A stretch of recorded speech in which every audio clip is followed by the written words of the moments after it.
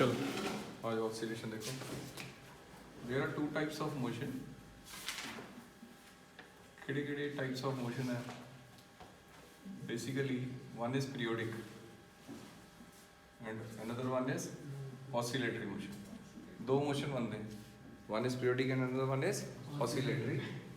The periodic means which repeat itself after regular interval of time. Suppose मैं मान लिया जैसे ये हमारा सन है और ये अर्थ हमारी रोटेट हो रही है. कितने डेज लगते हैं इसको? 365 डेज. यानी ये पीरियोडिक है. ये कौन सा मोशन है? अर्थ की इटसेल्फ रोटेशन भी क्या है, वो भी पीरियोडिक है. 24 आवर्स रोटेट हो जाता. अभी मैं एक बात करूँ. सपोज मैंने एक पेंडुलम ले लिया. ये पेंडुलम है. इसको यहाँ से ऊपर लेके इसको छोड़ दिया यहाँ से, तब ये यहाँ जा रहा है और वापस आ रहा है. This motion is also known as periodic. कौन सा मोशन है? मैं मान लेता हूँ इसको 2 सेकंड लगते हैं. कितने सेकंड? 1 सेकंड जाने का, 1 सेकंड आने का. यानी इट रिपीट आफ्टर ईच कितने सेकंड के बाद? 2 सेकंड के बाद ये क्या करेगा? रिपीट करेगा. यानी ये मोशन पीरियोडिक है.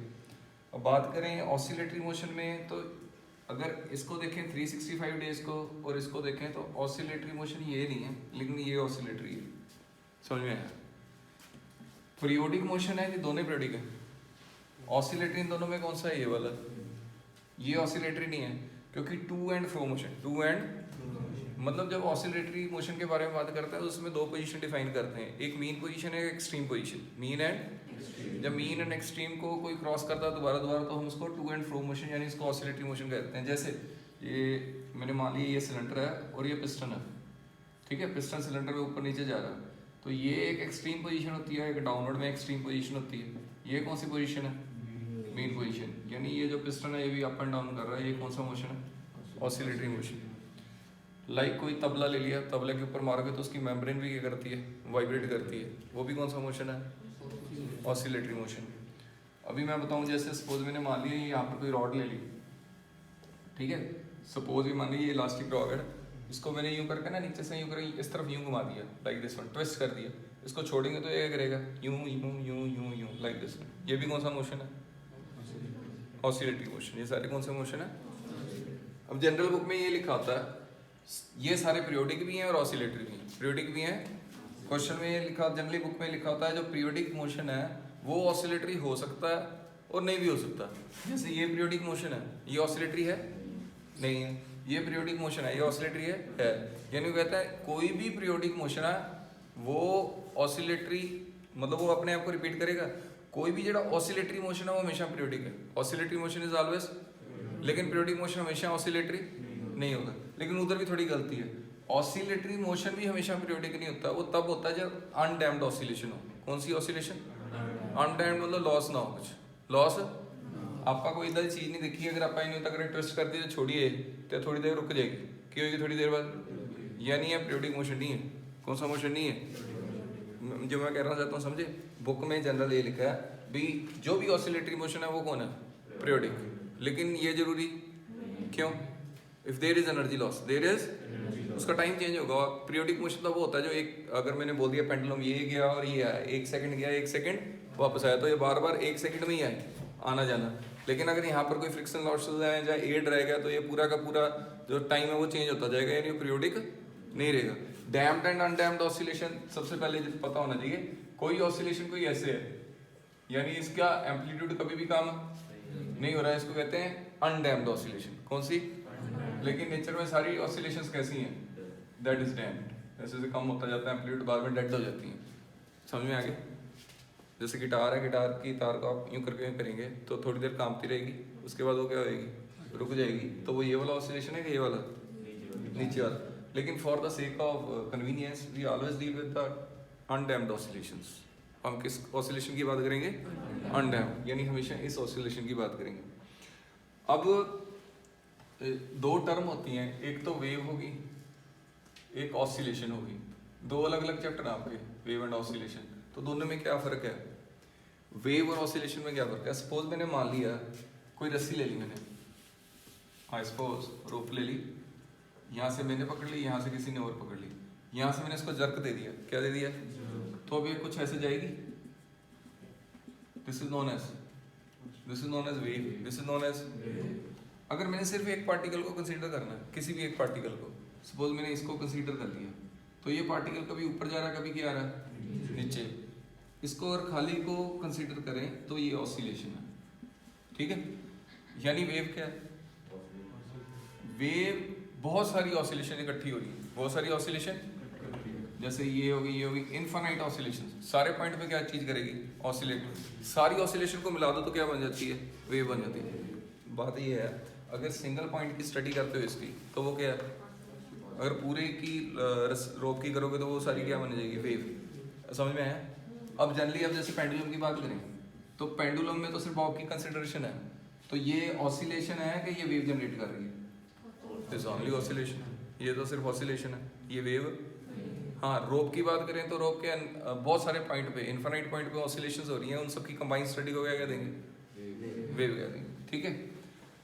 अब जो बेसिक प्रॉब्लम है इस चैप्टर में वो ये है, चलो पहले एक जनरल सी चीज देखो फिर आगे जाता हूँ।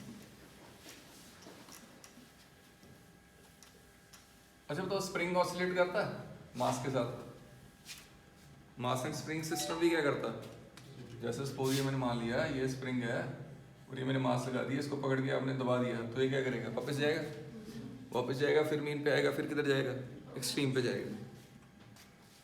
General motion F is equal to minus kx raised to power n is known as oscillatory motion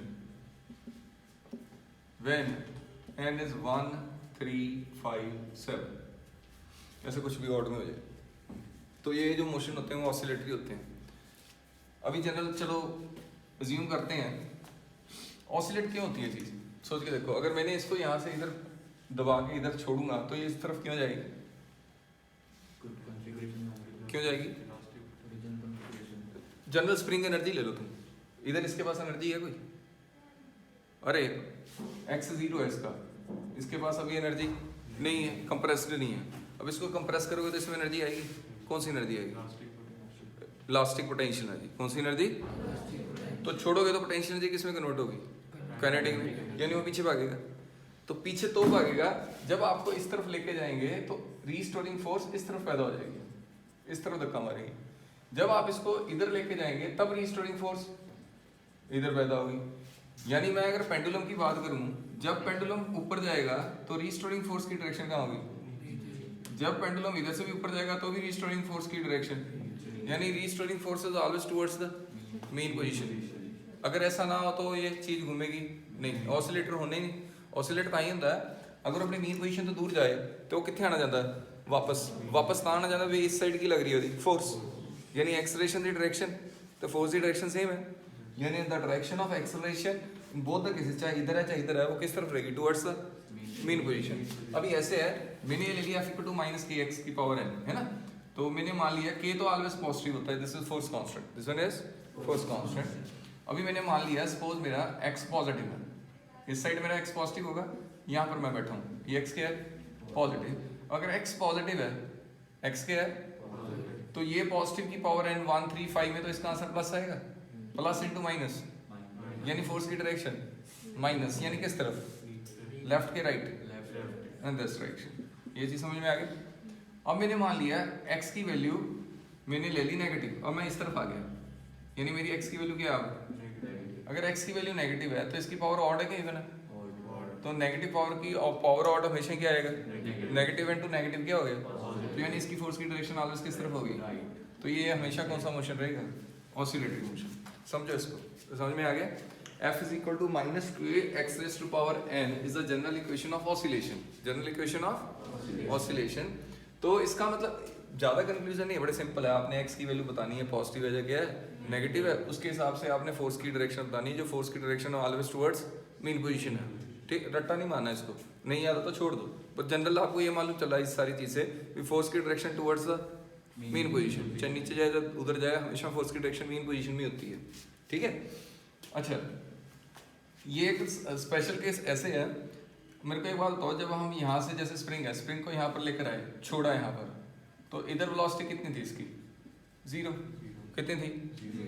अब जैसे जैसे सेंटर की तरफ जाएगा इसकी वेलोसिटी बढ़ेगी, वेलोसिटी, अरे स्प्रिंग एनर्जी इधर पोटेंशियल एनर्जी है इधर, इसमें टोटल पोटेंशियल किसमें कन्वर्ट हो जाएगी, काइनेटिक में, यानी इधर वेलोसिटी क्या होगी, मैक्सिमम।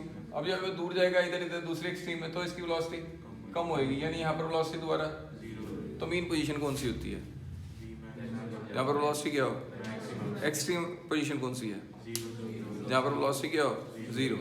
ये याद करना, एक्सट्रीम पोजीशन पे वेलोसिटी, एक्सट्रीम पोजीशन पे वेलोसिटी, मीन पोजीशन पे वेलोसिटी। अच्छा, इधर एक्सेलरेशन कितनी होगी इस पोजीशन पे, इस पॉइंट पे फोर्स बताओ, मीन पोजीशन पे, मीन पोजीशन पे एक्स कितना होता है, जीरो।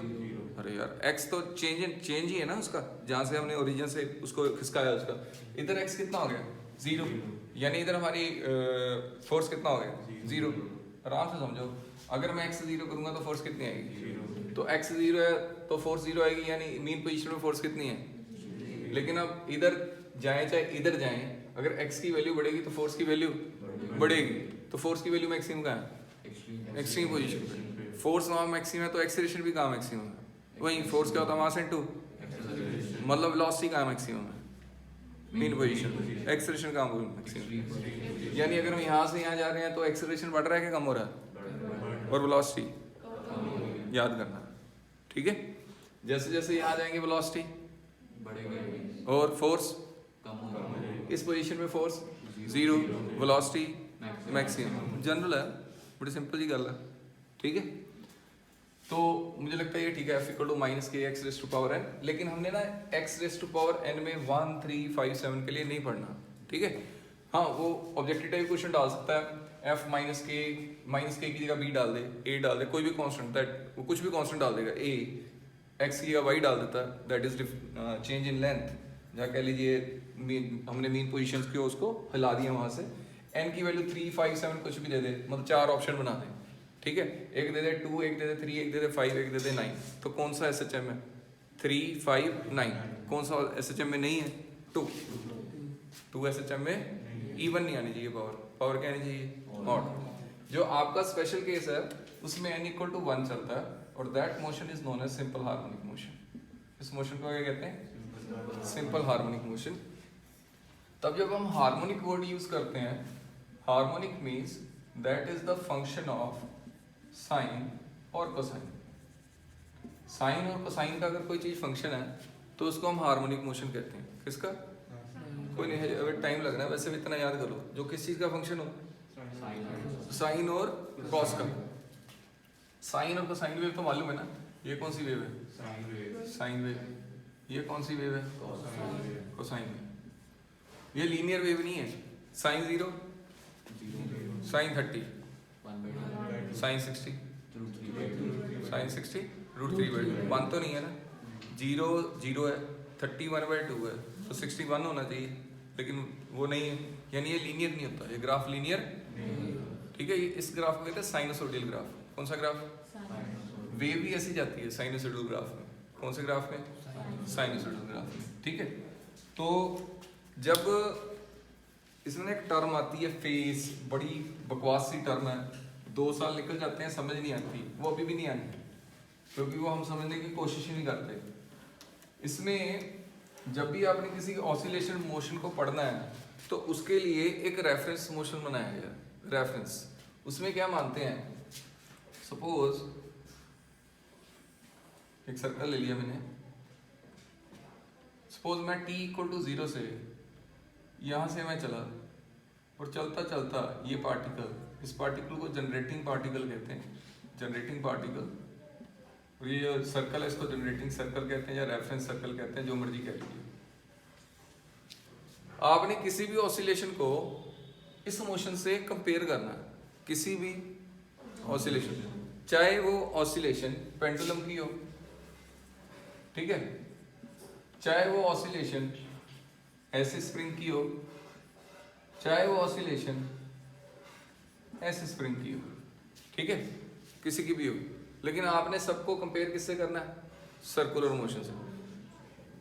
अभी वेट कर लो, समझ में ताई है ना, ए चीज ना जेड़ा भी मोशन है, चाहे मैं ए भी कहता है वाला मोशन, ट्विस्टिंग वाला, ऐसे करोगे छोड़ोगे डिंग डिंग डिंग डिंग करेगी, तो ये भी SHM है, ये भी क्या है, तो ये सारे SHM को आपने इनकी स्टडी इसके फॉर्म में करनी होती है, सर्कुलर मोशन के। कौन से फॉर्म के? सर्कुलर मोशन के फॉर्म में करनी होती है। इसको शो करने के लिए चलो मैं एक डायग्राम बनाता हूँ साइड में। सपोज मैंने मान लिया एक पार्टिकल P है जो कि यूनिफॉर्म मोशन में ट्रेवल कर रहा है विद वेलोसिटी v।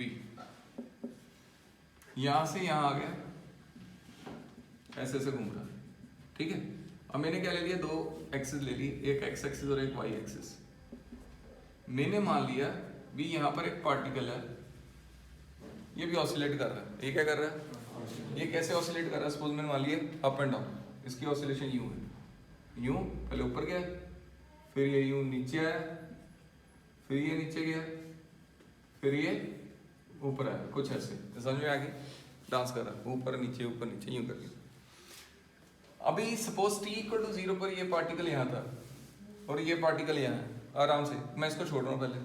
अभी ये पार्टिकल t समय t पर इधर आ गया, यानी यहाँ पर पहुंच गया। इसका एंगल मैंने ट्रेवल कर लिया θ=ωt,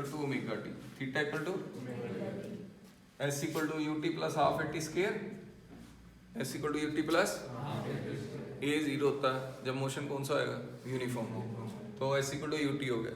रोटेशनल मोशन में थीटा u की जगह, वेलोसिटी की जगह एंगुलर वेलोसिटी और टाइम। ऐसे याद कर लो कितना t टाइम में कितना एंगल ट्रेवल करके, θ=ωt,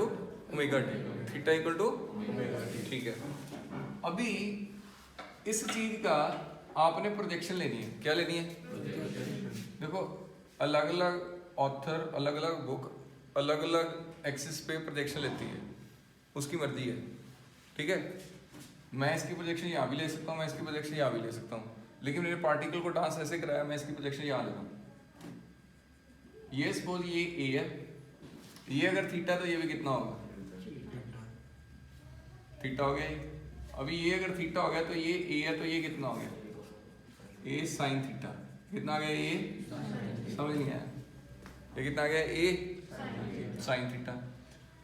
प्रोजेक्शन समझते हो? जैसे ये लाइन है, इस लाइन पे इसकी प्रोजेक्शन लेनी है, यानी इसको इधर से और इसको इधर से ज्वाइन कर देना है। ए की प्रोजेक्शन ए डैश है, बी की प्रोजेक्शन बी डैश है, यानी ए बी की प्रोजेक्शन ए डैश बी डैश है।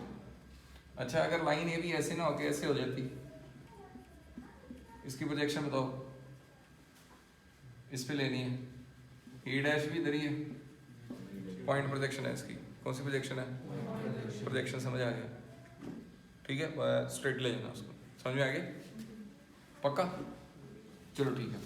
अभी ये टी पॉइंट पी इधर पहुंच गया, टी को टी पे। अभी ये मैंने प्रोजेक्शन मैंने मान ली ये पॉइंट इधर आ गया। अब इसकी प्रोजेक्शन कहाँ आएगी? ये हो गई प्रोजेक्शन, बढ़ गई कि कम हो गई? बढ़ गई कि कम होगी? बढ़ गई।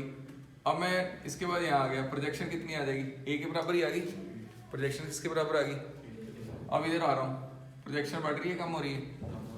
ये देखो अब यूं ज्वाइन हो जाएगा ना, ये वाली लाइन की प्रोजेक्शन तो यहाँ आएगी। अब मैं यहाँ पर पहुँच गया तो इसकी प्रोजेक्शन और कम हो गई। अब मैं इधर पहुँच गया तो प्रोजेक्शन, अब मैं इधर आ गया तो प्रोजेक्शन बढ़ गई, और आया तो बढ़ गई। इधर मैक्सिमम, इधर बोले तो प्रोजेक्शन कम हो रही है।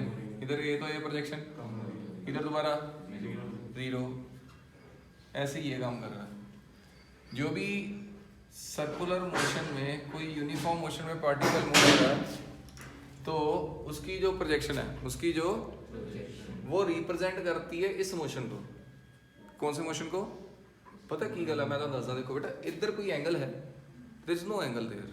चीज ऊपर जा रही है, चीज नीचे जा रही है, इधर कोई एंगल नहीं है, इधर कोई एंगल नहीं। लेकिन आपने इसको एंगल के फॉर्म में पढ़ना है, जिसको कहते हैं फेज। क्या कहते हैं जिसको? Phase angle.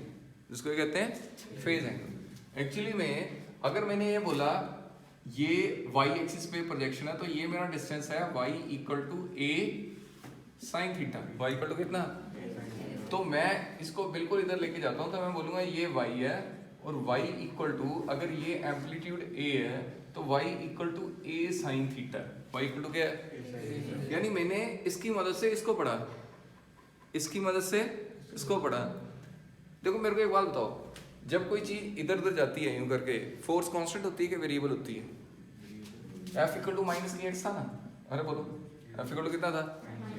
अगर x यानी x इधर मैंने y ले लिया क्योंकि मैं y एक्सिस की बात कर रहा हूँ, माइनस के वाई अलग अलग y पे f अलग अलग होगा कि सेम होगा? अलग अलग होगा। तो ये क्वेश्चन वेरिएबल फोर्स का। ऑसिलेशन मतलब कौन सी फोर्स? कांस्टेंट फोर्स नहीं है। कौन सी फोर्स नहीं है? स्कूल में नंबर लाने के तो बड़े सिंपल तरीके हैं, वो तो आ जाएंगे, मैं जस्ट समझाने की कोशिश कर रहे हैं दोनों। F इक्वल टू माइनस के बाई वेरिएबल फोर्स का है। कौन सी फोर्स का है? अब वेरिएबल फोर्स में देखो सर इधर तो कोई एंगल ही नहीं है, इधर तो कोई एंगल था ही नहीं, थीटा कहाँ है? इधर है कोई थीटा? ये तो यूं करके यूं, यूं करके यूं करके यूं आ रहा है। लेकिन इसकी स्टडी आपने किसके हेल्प से करनी है? इसकी। जैसे जैसे ये यूनिफॉर्म मोशन में जा रहा है, अगर ये देखो इसकी प्रोजेक्शन ये y है, मैक्सिमम हाइट पे y की प्रोजेक्शन a आ गई। अब ये दोबारा नीचे आ रहा है, प्रोजेक्शन कम हो रही है, देखो ये नीचे आ रहा है। अब इधर आ गया यानी इसकी प्रोजेक्शन और कम होगी, इधर आ गया, इधर आ गया यानी प्रोजेक्शन जीरो, ये नीचे आ गया। यानी हम एक यूनिफॉर्म सर्कुलर मोशन की प्रोजेक्शन को, यूनिफॉर्म सर्कुलर मोशन की प्रोजेक्शन को SHM बोलते हैं। क्या बोलते हैं? मतलब उसने पूछ लिया एक यूनिफॉर्म सर्कुलर मोशन कोई चीज गोल गोल घूम रही है, then it is moving in SHM? No, and its projection is moving in SHM। Uniform circular motion कोई पार्टिकल रोटेट हो रहा है तो ਉਹਦੀ ਜਿਹੜੀ ਪ੍ਰੋਜੈਕਸ਼ਨ ਹੈ ਉਹ ਕਿਹਦੇ ਚ ਹੈ? ਉਹ SHM ਚ ਹੈ। ਉਹ ਕਿਹਦੇ ਚ ਹੈ? ਪਤਾ ਕੀ ਹੈ ਨਾ, ਗ੍ਰਾਫ ਡਰਾ ਕਰਦੇ ਕੀ ਕੀਤਾ समय के हिसाब नाल, अगर मैं इसको रब कर दूँ टाइम के हिसाब से उन्होंने ये पॉइंट को जीरो मान लिया, ठीक है। ये पार्टिकल इधर आया, टी टाइम हुआ, तो यहाँ से यहाँ तक ये प्रोजेक्शन बढ़ेगी इसकी। तो उन्होंने समय के साथ ग्राफ बनाया, तो वो कुछ यूं बना, कुछ यूं बाहर जाएगा डायग्राम। मतलब क्या हुआ, इस समय पे ये आया भाई, इस समय पे भाई ये आया। तब जब उन्होंने इसको प्लॉट किया ना इस पूरे ग्राफ को, तो ये साइनसोइडल वेव बनी। कौन सी वेव बनी? तो बनेगी क्योंकि ये कितना है, ये साइन थीटा, क्या रहा ये को साइन, और साइन दोनों की वेव को साइनसोइडल ही बोला जाता है। कोस कॉस वर्ड यूज नहीं करते। कौन सी वेव? साइनसोइडल। साइनसोइडल उसकी प्रोजेक्शन ऐसे मूव करेगी, यानी वेव के फॉर्म में। किसके फॉर्म में? अब ये एक पार्टिकल की डिस्टेंस, एक पार्टिकल की बात कर रहे हैं कि बहुत सारे पार्टिकल हैं? अब गलत मत बोलना, ये एक पार्टिकल की बात है। कौन से पार्टिकल की? किसी पार्टिकल, इसी पार्टिकल का प्रोजेक्शन है बार बार, ठीक है। समझ में आ गया? तो ही करके तो इसको ऐसे नहीं बनाते, तो ही करके तो मैंने ऐसे बनाया था, ये गया ऊपर और ये गया नीचे, लाइक दिस, ठीक है। अब इसकी डेरिवेशन दो तरीके से है। वैसे तो ये है तो कहते हैं काइनेमेटिक्स ही है एक तरीके से। काइनेमेटिक्स में कौन सी फोर्स है ये? लीनियर के नॉन लीनियर? वेरिएबल फोर्स है। कौन सी फोर्स है ये? क्योंकि फोर्स लगातार चेंज होती है। स्कूल में जब आपने काम करना तो 2 मिनट में ही हो जाना, फिर तो स्कूल का काम तो बड़ा सिंपल है। उन्होंने कहना drive expression for displacement, velocity and acceleration in SHM, simple harmonic motion. Simple harmonic motion की अगर डेफिनेशन पूछा टीचर, व्हाट इज बेटा सिंपल हार्मोनिक मोशन, आपने डिफाइन करना force is directly proportional to displacement. Force is directly proportional to x, F is directly proportional to x, and force comma पाके force is always towards the direction of mean position. Always towards the direction of, मतलब always towards the mean position होगी। तो उस motion को क्या कहेंगे? School में viva ले लेंगे, पूछ लेंगे क्या SHM क्या है, तो SHM की डेफिनेशन तो बतानी आनी चाहिए ना। क्या है SHM? Force is directly proportional to displacement. अगर सर ने फोर्स की जगह बोला एक्सेलरेशन, तो गलत है कि सही है? सही है। Force is mass into mass, तो कांस्टेंट है, यानी acceleration is directly proportional to displacement, and displacement is always towards the mean position. बस खत्म, this is the definition of SHM, ठीक है। अभी मैंने मान लिया ऐसे करके एक सर्कल मान लिया, ये सर्कुलर मोशन में मान लिया, इसकी प्रोजेक्शन है। अब मैंने इनिशियल t इक्वल टू 0 जान के इधर रखता हूँ, थोड़ी इक्वेशन इजी हो जाती है। तो इस पॉइंट पे गया, तो ये हमारा a था, ये थीटा यानी ओमेगा t था। इसकी प्रोजेक्शन मैंने इधर ली, तो ये कितनी आई? y कितना है? a sine theta. a इधर है, ये थीटा है, तो ये cos थीटा होगा, और ये a साइन थीटा होगा। y equal to a sine theta, and this is the equation of displacement. खत्म हो गई डिस्प्लेसमेंट की इक्वेशन। थीटा की जगह क्या लिख सकते हैं? Omega t।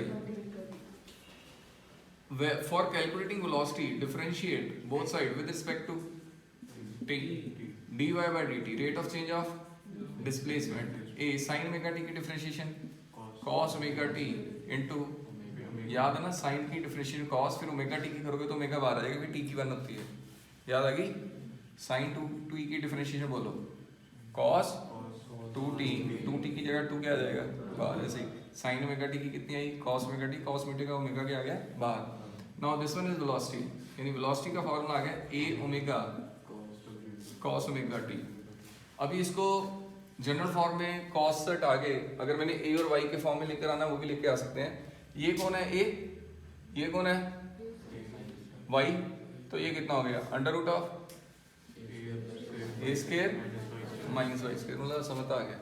आगे आगे कॉस थीटा क्या होता है बेस अपॉन, यानी ए ओमेगा बेस कितना बोलो under root of A square minus Y square upon A ने को काट दिया, यानी वेलोसिटी कितना आ गया omega under root A square minus Y square, omega v equal to omega, दोनों फॉर्म में, ये कॉस फॉर्म में है और ये जनरल फॉर्म में है। समझ में आ गया दोनों, बोला समझ में आ गए। अभी मैक्सिमम वेलोसिटी कितनी होगी, मैक्सिमम वेलोसिटी कॉस की मैक्सिमम वैल्यू कितनी होती है, तो वेलोसिटी मैक्सिमम कब होगी जब ये कितना होगा 1, तो मैक्सिमम वेलोसिटी का फॉर्मूला क्या है ए ओमेगा। मैक्सिमम डिस्प्लेसमेंट कितना होता है A, amplitude, what is amplitude, amplitude is maximum displacement of the body. Amplitude क्या होता है maximum displacement of the body. What is maximum amplitude of velocity, then this is 1। Sine की maximum value 1 होती है, cos की maximum value भी, जो भी ट्रिग्नोमेट्रिक फंक्शन साइन या कोसाइन उसको रब करके जो साइड में बचा तो वो मैक्सिमम ही होता है, यानी ये मैक्सिमम वेलोसिटी कितनी है ए ओमेगा, मैक्सिमम वेलोसिटी समझ में आ गया। तो ये in form of y omega under root A square minus Y square, याद हो अच्छी गल है, ठीक है। Now we have to calculate acceleration.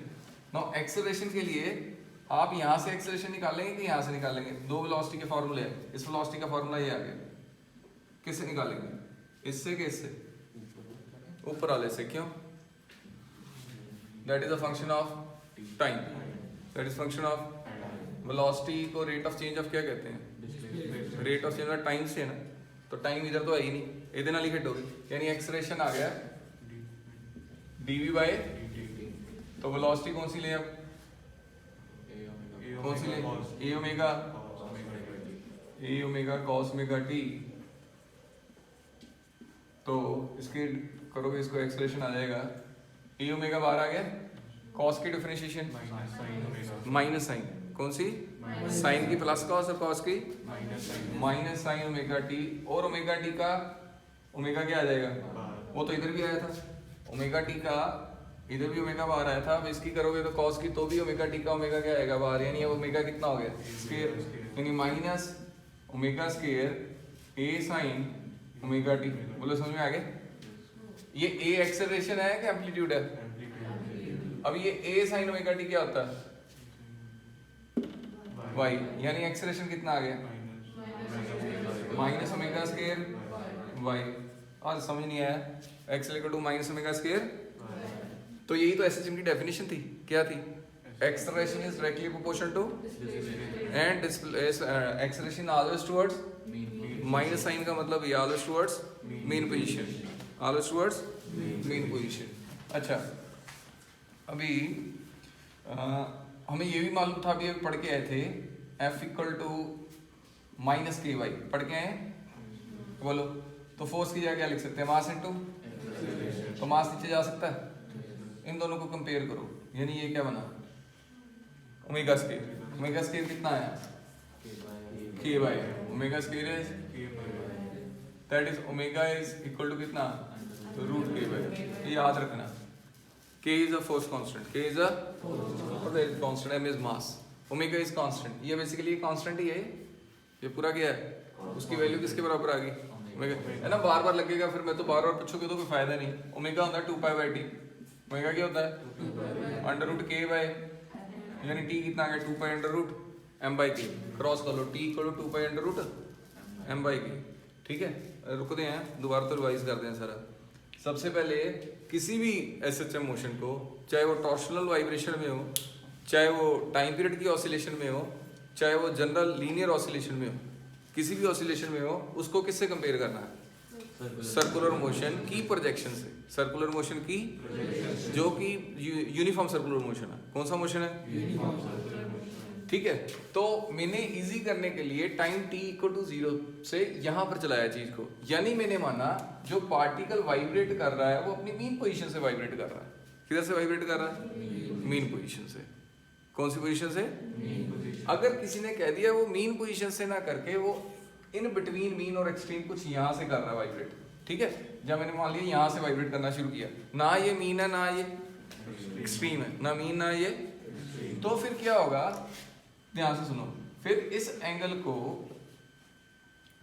दोबारा डायग्राम बनाता हूँ, इसको बने रहने दो। डेरिवेशन याद होगी, y इक्वल टू कितना ए साइन, डिफरेंशिएट किया तो ए साइन की जगह क्या आ जाएगा, A cos omega T into omega, बाहर आ गया कॉस ओमेगा टी की मैक्सिमम वैल्यू 1, तो यानी मैक्सिमम वेलोसिटी कितनी होगी? अच्छा, मैक्सिमम वेलोसिटी होती क्या, मीन या एक्सट्रीम? मैक्सिमम वेलोसिटी कहाँ होती है? तो मीन पे y कितना होता है? तो भी तो यही आ जाएगा ओमेगा है, नहीं आया समझ, आराम से। मीन पे वेलोसिटी मैक्सिमम के मिनिमम? अरे यार ਤੁਸੀਂ ਤੁਹਾਨੂੰ ਝੂਲਾ ਦੇ ਰਿਹਾ ਕੋਈ, ਝੂਲਾ ਦੇ ਕੇ ਪਿੱਛੇ ਖਿੱਚ ਲਿਆ, ਹੁਣ ਤੁਹਾਨੂੰ ਛੱਡੇਗਾ ਤਾਂ ਤੁਹਾਡੀ ਸਪੀਡ ਜ਼ਿਆਦਾ ਕਦੋਂ ਹੋਏਗੀ ਸਭ ਤੋਂ? ਜਦੋਂ ਤੁਸੀਂ ਬਿਲਕੁਲ ਸੈਂਟਰ ਤੇ ਪਹੁੰਚੋਗੇ, एक्सट्रीम पे जाके तो ਤੁਹਾਡੀ वेलोसिटी ਕੀ ਹੋ ਜਾਂਦੀ ਹੈ? 0, पता है ना, जनरल है। तो मैक्सिमम मीन पे डिस्प्लेसमेंट 0, तो वेलोसिटी कितनी होगी? ओमेगा है मैक्सिमम। एक्सट्रीम पे वाई बताओ, एक्सट्रीम पे वाई, एक्सट्रीम पे वाई एम्पलीट्यूड, एक्सट्रीम पे y maximum displacement is known as amplitude. ये जो वाई है वो ये हो जाएगा, ठीक है, यानी ए स्क्वायर माइनस ए स्क्वायर 0, यानी वेलोसिटी, यानी एक्सट्रीम पे वेलोसिटी, अरे रुकोगे तो ही मुड़ोगे, नहीं तो रुकोगे ही नहीं, तो मुड़ोगे ही नहीं।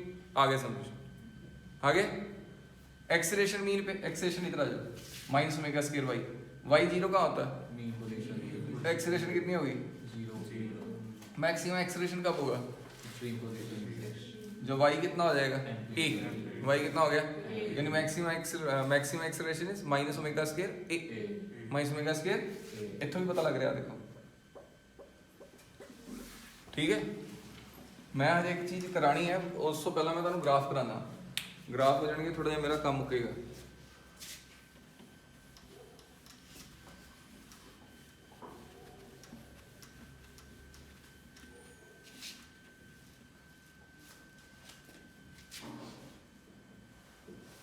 डिस्प्लेसमेंट की इक्वेशन बोलो किसी, y इक्वल टू कितनी, थोड़ा डायग्राम भी बनाने आ जाएंगे इस बन।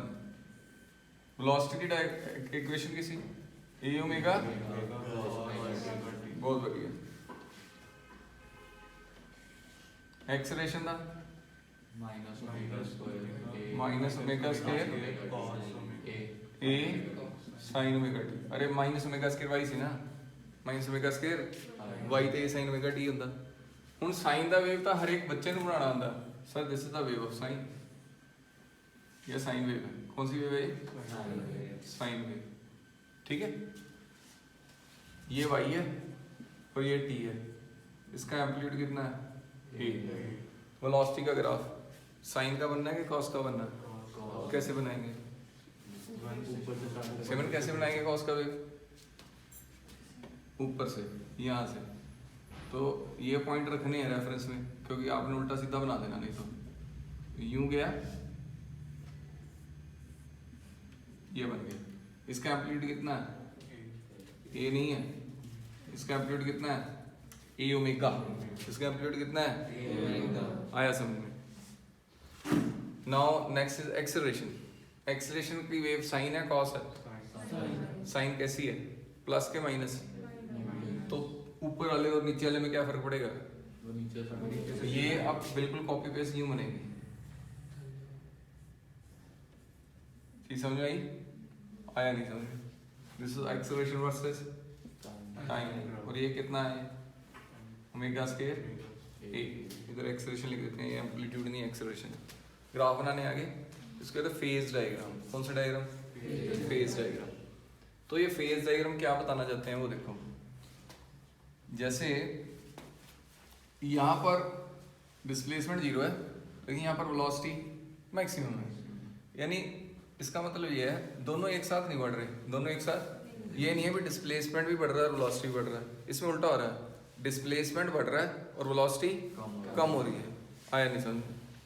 डिस्प्लेसमेंट यहाँ से मेन पोजीशन से हटाओ, देखो डिस्प्लेसमेंट बढ़ रहा है ना, ऊपर जा रहे हैं, और वेलोसिटी क्या हो रही है, डिक्रीज हो रही है। जब डिस्प्लेसमेंट क्या हो गया मैक्सिमम, तो वेलोसिटी कितनी होगी। अगर इधर आ जाए, इसमें वेलोसिटी, इसकी बात करें, डिस्प्लेसमेंट क्या हो रहा है, बढ़ रहा है पॉजिटिव में। किस में बढ़ रहा है, एक्सेलरेशन किस में बढ़ रही है, दोनों की डायरेक्शन अलग है। अगर मैं ये ओरिजिन मान लूँ तो डिस्प्लेसमेंट इस तरफ बढ़ रहा है, वाई बढ़, सपोज वाई मैंने मान लिया, चलो ऊपर मान लेते हैं, वाई बढ़ रहा है, लेकिन एक्सेलरेशन क्या है, बढ़ रहा है, एक्सेलरेशन भी, लेकिन उसकी डायरेक्शन ऊपर की तरफ है कि नीचे की तरफ है, नीचे की तरफ। जितना ज्यादा खींचोगे एक्सेलरेशन उतनी ज्यादा नीचे की तरफ लगेगी। आया, ये ना सेम डायग्राम आपको मोशन इन स्ट्रेट लाइन में थे, उसमें ना एक ऐसा क्वेश्चन दिया था, याद तो कुछ होगा नहीं वैसे तो, मुझे यकीन है आपका, यूं करके यूं करके यूं, उसने पूछा था ये x है, उसने पूछा था t, ये t सपोज 0.4 है, तो 0.4 पे मेरे को तीनों के साइन बताओ। किस किस के साइन पूछे थे, x का, a का और वेलोसिटी का। अभी इसमें x का साइन क्या है, ऊपर पॉजिटिव है तो x नीचे क्या होगा, तो x नेगेटिव हो गया। अब एक्सेलरेशन का साइन मैंने बोला था जो भी है उसको माइनस से मल्टीप्लाई कर दो, माइनस माइनस कितना हो गया, क्यों, इसी के कारण एक्सेलरेशन क्या होता है minus omega square y. Acceleration और डिस्प्लेसमेंट दोनों माइनस साइन उल्टे होते हैं, दोनों क्या होते हैं, उल्टे। तो यहाँ पर अगर एक्सेलरेशन एक्स नेगेटिव है तो ये क्या है, वेलोसिटी तो आपको बोला था टेंजेंट मार के खींच लो, इसका सब नेगेटिव है पॉजिटिव है, नेगेटिव, तो इसकी वेलोसिटी क्या है, नेगेटिव है। समझ आया, एक ग्राफ सीखा, लेकिन उत्थे सीखा, लेकिन उत्थे एसएचएम पढ़िया नहीं सी, उत्थे बच्चे पूछते सी व्हाट इज एसएचएम, ठीक है, एसएचएम है। हुण मतलब फेज दा डिफरेंस दा पता लग गया। अभी आपसे पूछा what is the phase difference between displacement and velocity, answer is आंदा स्कूल पूछ दे, what is the phase difference between displacement and velocity, कितने एंगल का फर्क है। एक नू आ देखो, इस चीज नू मैं आगे इधर ले आवा, ए 0 डिग्री है 90 270 360 आ कितना 0। हुण ਇਹਦੇ ਦੇ ਵਿੱਚ ਕਿੰਨਾ ਗੈਪ ਹੈ 90 डिग्री, कितने डिग्री ਦਾ समझ नहीं आया, आ गया समझ। आ देखो आ 0 है कि ये मैक्सिमम है, यानी वेलोसिटी 90 डिग्री है, वेलोसिटी कितने डिग्री है, जब there is a phase difference between displacement और वेलोसिटी ऑफ कितना degree, what is the phase difference between velocity and acceleration, general बोल दो, दैट इज 90, दैट इज 90। देखो अभी ये वेलोसिटी इधर मैक्सिमम और इधर एक्सेलरेशन इधर है, तो इसकी डायरेक्शन क्या है, नीचे है, यानी इन दोनों में भी कितना गैप है 90 डिग्री, कितना डिग्री का, इन दोनों में कितना गैप है 180 डिग्री, वो साफ पता लग रहा है, साफ। आ देखो ए चीज गैप कर दो, इत्थों शुरू हो रहा है ग्राफ, इत्थों रहा ना शुरू, कितने डिग्री का, बट हुण तुम मैंने फेज डिफरेंस याद कराओ, velocity displacement 90, displacement acceleration, displacement acceleration तो वेलोसिटी एक्सेलरेशन, हो गया यार, हो गया। अच्छा ਇਹ ਤਾਂ ਫੇਜ਼ ਸੀ, ਇਹ ਫੇਜ਼ ਪੁੱਛਦੇ ਹੁੰਦੇ ਆ, ਡਰਾ ਫੇਜ਼ ਚਾਹੀਦਾ। ਤੇ ਫੇਜ਼ ਡਿਫਰੈਂਸ ਕੈਲਕੂਲੇਟ ਕਰਨ ਦਾ ਵੀ ਮੈਥਡ ਹੈ, ਉਹ ਨਹੀਂ ਮੈਂ ਅੱਜ ਦੱਸਣਾ, बस एक चीज दसनी है लास्ट भाई, अगर सपोज मोशन इधर से ना स्टार्ट होकर t इक्वल टू 0 पर यहाँ पर बैठा है, यानी वो मीन पे भी नहीं है और वो एक्सट्रीम पे नहीं है, ठीक है, तो क्या करोगे आप इस एंगल को ओमेगा टी ना बोल के फाई बोलते हैं, क्या बोलते हैं, इसको कहते हैं इनिशियल फेज। कौन सा फेज, वो पहले बैठा मीन तो है ही नहीं हो, इनिशियल फेज, इनिशियल फेज को इपॉक कह देते हैं, EPOCH, इपॉक, ठीक है। अभी और अभी मैंने मान लिया ये यहाँ पर, ठीक है, अभी मैंने यहाँ से टाइमिंग काउंट किया और यहाँ पर आ गया, तो यहाँ पर टाइम मान लिया t, यानी यहाँ से लेके यहाँ तक, यानी यहाँ से लेके यहाँ तक, ये मेरा थीटा है, दैट इज इक्वल टू कितना ओमेगा टी। अब थीटा तो मैं t0 से ही काउंट करूंगा ना, ओमेगा टी, यहाँ से ओमेगा टी क्यों नहीं है, क्योंकि पहले जो डायग्राम बनाया था वो t इक्वल टू 0 यहाँ पर था, तो मैंने ऐसी डायग्राम बना के ओमेगा टी ले लिया था। अब मैंने t0 यहाँ से बोल दिया, यानी मेरी theta equal to omega t यहाँ से शुरू होगा, कोई खास गलता है नहीं है, यानी टोटल एंगल कितना हो गया ये ओमेगा टी 5, थोड़ा डायग्राम इजी बन जाएगा, पूरा रब करके बना दूँ तो, यानी ये a है, तो ये कितना हो गया, ये भी कितना है ओमेगा टी प्लस, तो y कितना हो गया, y equal to a sine omega t plus 5। क्या फर्क पड़ा पूरे एक्सप्रेशन में, साइन ओमेगा टी की जगह क्या आ गया sine omega t plus what is phi. जब भी इनिशियल फेज लगाना है, कोई भी ऐसी इक्वेशन दी है, टी को जीरो डाल दो। क्या डाल दो? टी को जीरो डालो तो ये फाई आ जाएगा ना। This is known as initial phase, this is known as समय जीरो पे वो कितना था। अभी मैंने मान लिया ना यहाँ से शुरू हुआ, ना यहाँ से, ना यहाँ से, मैंने t इक्वल टू जीरो ये ले लिया। क्या ले लिया? t equal to. अभी बताओ इक्वेशन क्या बनेगी? y equal to a sine omega t। अब फाई बताओ कितना है, अगर मैं यहाँ से शुरू करता हूँ 90 degree, omega t plus 90 pi by 2 sine 90 plus theta is cos theta. Sine बड़ा हैंडसम खेलता है, 90 प्लस थीटा भी कॉस, साइन 90 माइनस थीटा भी कॉस, तो ये कितना है? Cos omega t. यानी इक्वेशन क्या बनी? y equal to a। इससे एक चीज क्लियर हुई आपको, जब भी आपने कोई न्यूमेरिकल देखना, आपने सबसे पहले उसकी वर्डिंग देखनी है भी ऑसिलेशन स्टार्ट कहाँ से हो रही है। ऑसिलेशन क्या मीन से हो रही है, क्या एक्सट्रीम से हो रही है? अगर मीन से स्टार्ट हो रही है इक्वेशन, तो उसकी इक्वेशन लगेगी y equal to a sine omega t. कहाँ से? मीन से। मीन से फाई तो आ ही नहीं सकता, इनिशियल फेज जीरो हो गया। अगर एक्सट्रीम से शुरू होती है तो क्या लगेगा? y equal to a। Easy करेगा क्वेश्चन। इसको क्यों लिखना है? Sine omega t plus pi by 2। बोलो, एक झूला है, ये प्रॉब्लम बैठी है, ठीक है। जसनूर कहती है मैंने तेरे को झूला देना है, तो ये जसनूर इसको प्रॉब्लम को पीछे लेगी खींच के। अब इसने इसको छोड़ दिया यहाँ से, ठीक है। इसको छोड़ा तो अब ये क्या आ रहा है? y। अब इसका जो इक्वेशन है y equal to a cos के a sine, y equal to a cos, क्योंकि कहाँ से छोड़ा उसने? एक्सट्रीम से। अगर प्रॉब्लम यहाँ बैठी थी, जसनूर कहती चल मैं तेरे को यहीं से बुलाती हूँ, इसने यहाँ से धक्का मार दिया, यहाँ से धक्का मारा, तो अब ये कौन सी इक्वेशन है? y equal to a sine. दोनों की इक्वेशन ही लग गया। अगर साइन की जगह कॉस लगा दोगे, कॉस का साइन लगा, आंसर सारे गलत हो जाएंगे। बोलो समझ में आई? आ गई। y equal to a sine omega t means you are oscillating particle from the end y equal to a cos omega t। मतलब कई न्यूमेरिकल देते हैं, उनके बड़ा सौखा करेगा काम, ठीक है। फेज डायग्राम कितना बनाना है वो सारा को बाद देखेंगे। और ਤੁਹਾਨੂੰ ਆ ਤਿੰਨ ਇਕੁਏਸ਼ਨਾਂ ਯਾਦ ਹੋਣੀਆਂ ਚਾਹੀਦੀਆਂ। ਫਸਟ ਡਿਸਪਲੇਸਮੈਂਟ ਦੀ equation y equal to a sin omega t, velocity a omega cos omega t, then acceleration minus omega square y बोल दो ਜਾਂ omega square a sin omega t, ठीक है, याद हो गया।